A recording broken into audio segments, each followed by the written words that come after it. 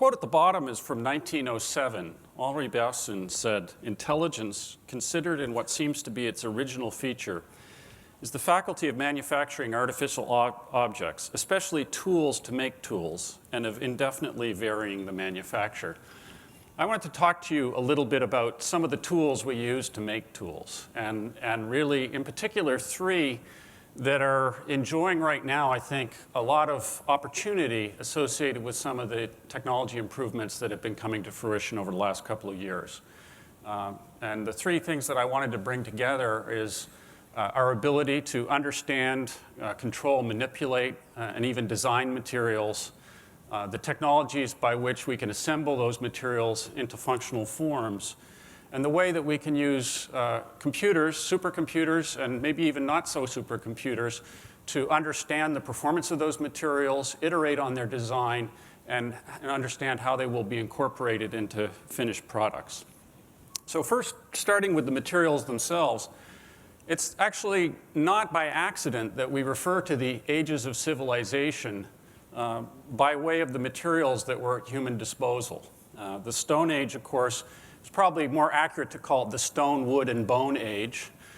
People had materials around them, and that was the first instance, really, of manufacturing, was assembling those into simple tools. However, when Stone Age civilizations began to encounter Bronze Age civilizations, what you found is there's an advantage if you could go beyond that.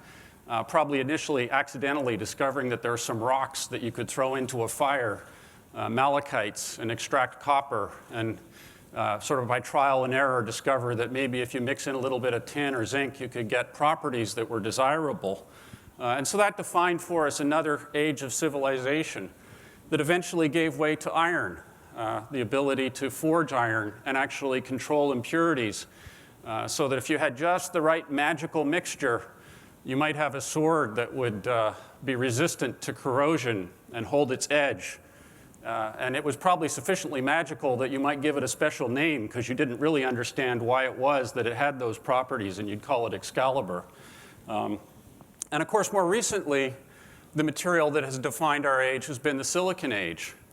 And actually, once again, this is a case of controlling impurities. And in fact, all three of those cases are actually, by today's standards, pretty simple materials where we're trying to control to increasingly tight tolerances the level and the nature of impurities to give us desired properties. And of course, we can do amazing things with that. However, those materials that have, if you think of the case of silicon and just spatially modulating the impurities, giving us integrated circuits, they have been largely developed over time through trial and error. The sort of cook and look, people call it, not so much driven by real understanding until the latter half of the 20th century.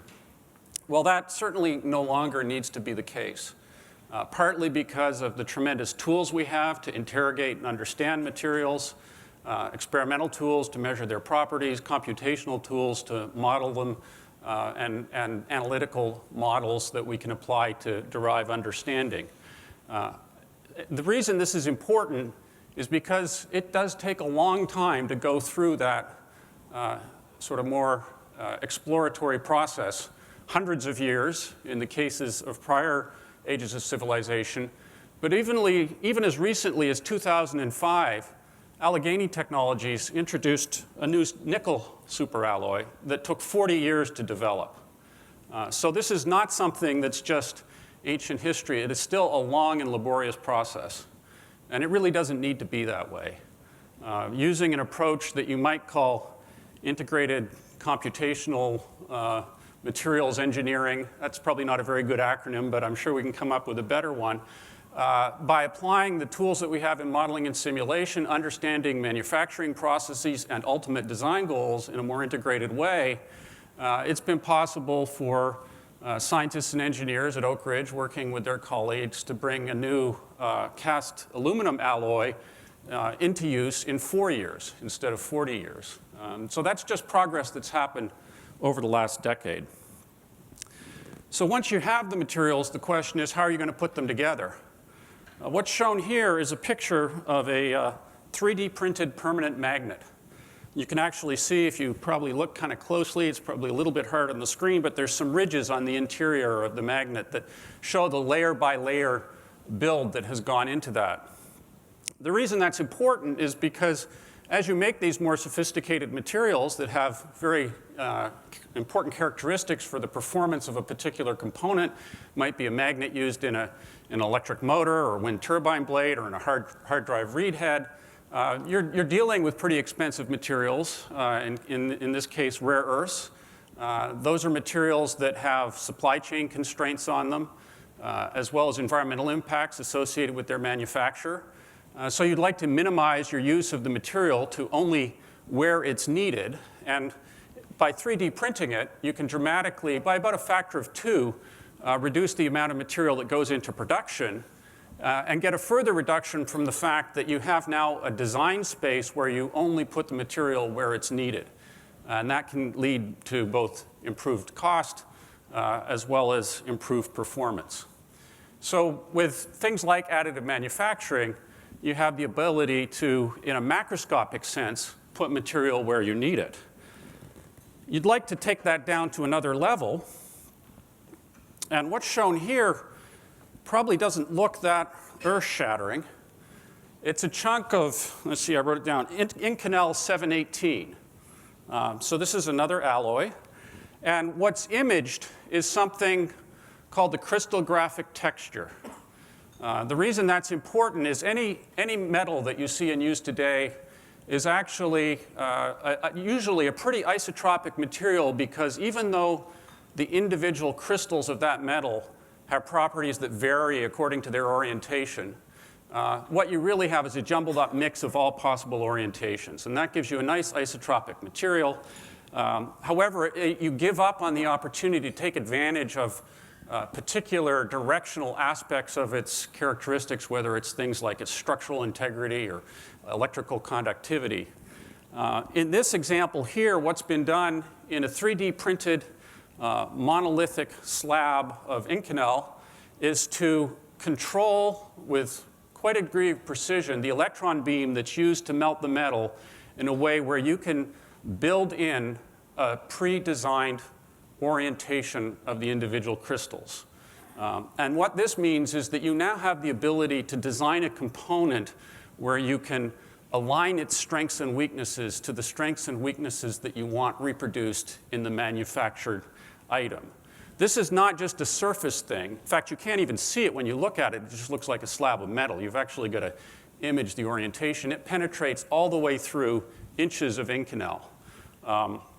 So going from control of the object in a kind of macro sense to control of the structure at a micro sense is something that we can do just with relatively conventional 3D printing. Of course, we also have techniques where we can control the assembly at a nanoscale. The two most celebrated paradigms are something called scanning tunneling microscopy.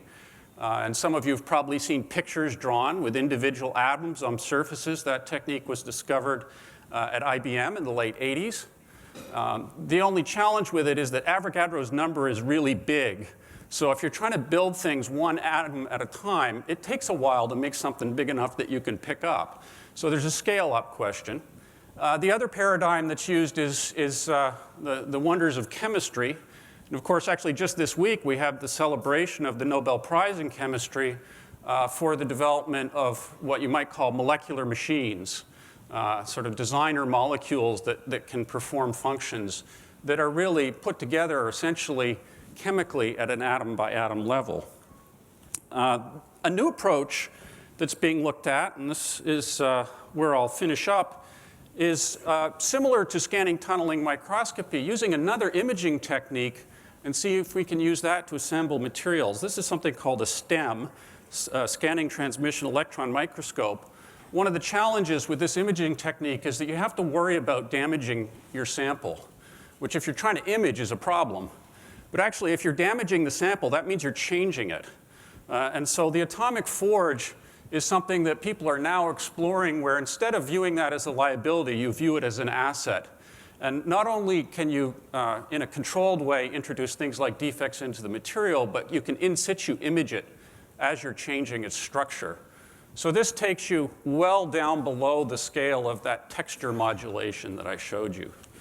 Of course, in the end, you've got to understand all that, and that's why we need our supercomputers to do the modeling and simulation that underpins the design of these new materials.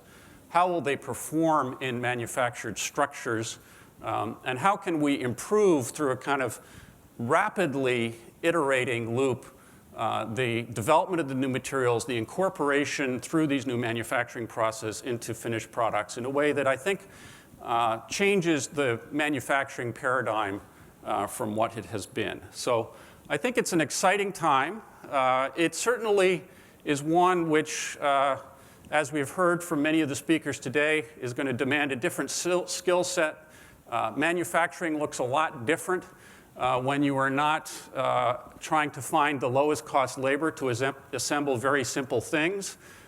Instead, you're trying to get fairly sophisticated workforce who can help maintain, manage, and design around these things that really aren't incorporated into most of our curriculums.